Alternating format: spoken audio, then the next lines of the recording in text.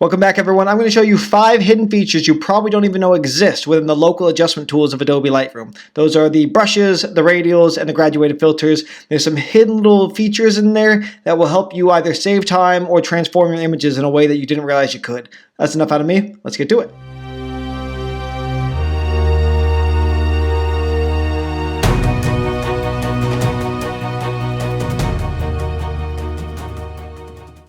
So before I get going with the 5 tips, I figure I should probably tell you about the image. This was taken in Iceland. It features my partner Sophie in a brilliant red dress, adding a bit of drama. We're going for like a goddess of the sea kind of feeling.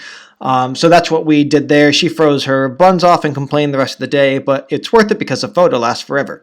And now let's get into the actual tips. Your local adjustments consist of the graduated filter, the radial filter, and the brush.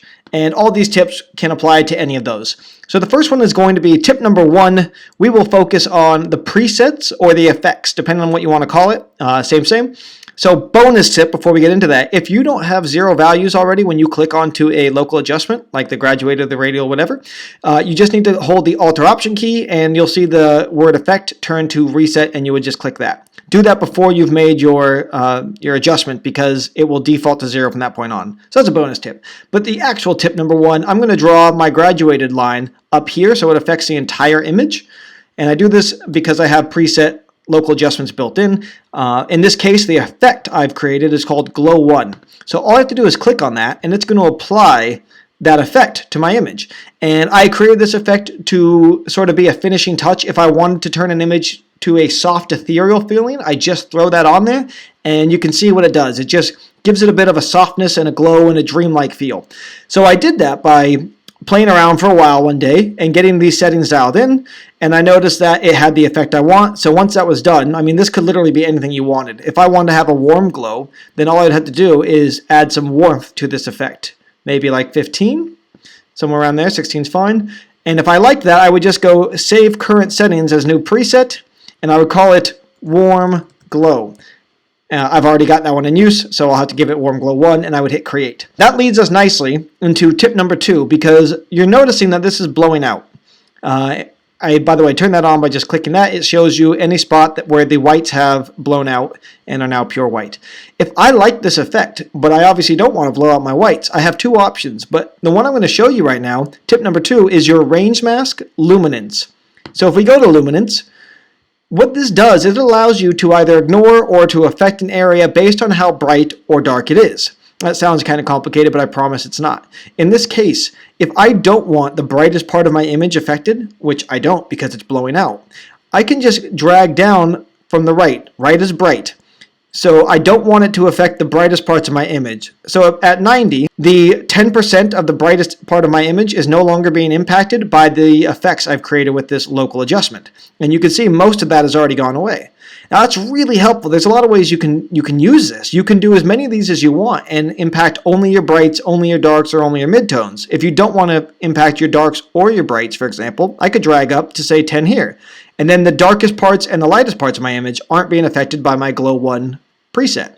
Or I could come all the way up and I can drag these around anywhere I want and affect only the midtones. I can move this to whatever I need, and if I ever want to see what it's affecting, I just click Show Luminance Mask, and it's going to pop up with red anything that's being affected. So you can see that this was too bright and that this was too dark, and there's these red tones in between that are my midtones. Those are the only things being affected at this point.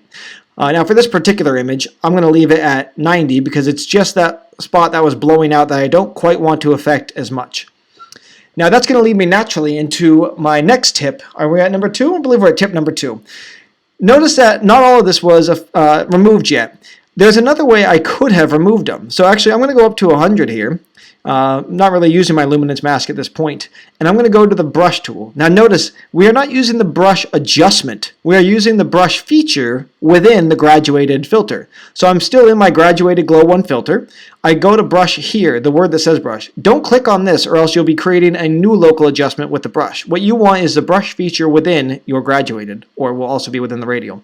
And I can brush anywhere I want to create this effect. Now obviously with this image we already made it so it affects the whole image. The other thing I can do though is if I hold Alt or Option, it will turn it to an eraser.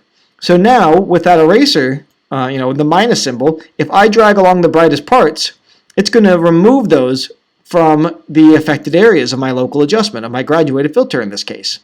So that leads us nicely into tip number 4. Tip number 4 is going to be similar to the other one with the Luminance mask. However, this time I'm going to make a radial filter, and I'm going to impact just Sophie's red dress. So how do I do that? Before we use Luminance, which is based on bright or dark, this time I'm going to use color, which based on color. And the way we select a color, zoom in real tight, and use this dropper tool, and just click on somewhere that's got the color you want to select. Now, I'm going to hit O so you can actually see what's being affected here. It's already done a good job of getting all the reds. If I want to make it a smoother blend between what's affected and what's not, then I would want to push the amount towards 100. That's going to sort of soften the effect. But as you can see, it also started to pick up her skin tones. It's being really tolerant to anything even along the red spectrum, even if it's not, anywhere near as close as the red that we selected. If I go the other way, it's really intolerant. It's only picking the exact shade of red that I selected, and even these similar shades that were darker aren't making it into my affected area. So usually you want to go somewhere between 50 and 100, though there is no hard and fast rule. In this case, I think if I drag up to about 70, it's the point where I have the dress all selected without touching her skin tones, and that's what I'm looking for. So before I drop this, if you wanted to affect a second color, say aqua, I can hold the shift key and I can also click on that aqua or blue, and it's going to add that color to my affected area. But I'm going to undo that because I don't want a second one. Now I just drop that in there. I'm going to turn the overlay off so you can see what we're doing. And if I wanted to, say, make that dark, I could drag the exposure down. It's going to make it black in this case. It's removed everything. And I can go the other direction with it. And you can see that just a smidge, it's kind of affecting a part of her arm. So we could potentially bring that back down, and we would just want to fine tune it. In this case, we wouldn't do any of that silliness. I should also mention what I just did there. If you hold shift and double click on any of these words here, it will default it back to 0. So that's a quick way to get your settings back to 0 for that particular slider. So tip number 5. There are 2 ways to change color. You can do it with the hue slider, or you can do it with the color box here. Now, most people don't even realize this is here. This adds a color effect. So in this case, I have a red dress. I'm going to go to blue. I'm going to do a very deep shade of blue, and it has pushed in a bunch of blue against the red that already existed. That might be what you want. It might not be what you want, because maybe you're not trying to just add blue to the color that's already there. Maybe you're trying to change the color entirely. Well, in that case, Control Z that, undo it. In that case, use the hue box that they've added. So for example, I'm going to turn this one pink by just sliding towards pink. And maybe slide a little bit more. There we go. And now her dress is pink over into purple. And we can, when we have it close and we really want to be selective, we can turn on the fine adjustment. And now as we click and drag, it's going to be a much more controlled slide. So if you've got a great eye for color and you're really specific with what you want, you would just adjust that hue slider. Well, I hope you found that useful, guys. I hope at least 1 or 2 were new, if not all 5.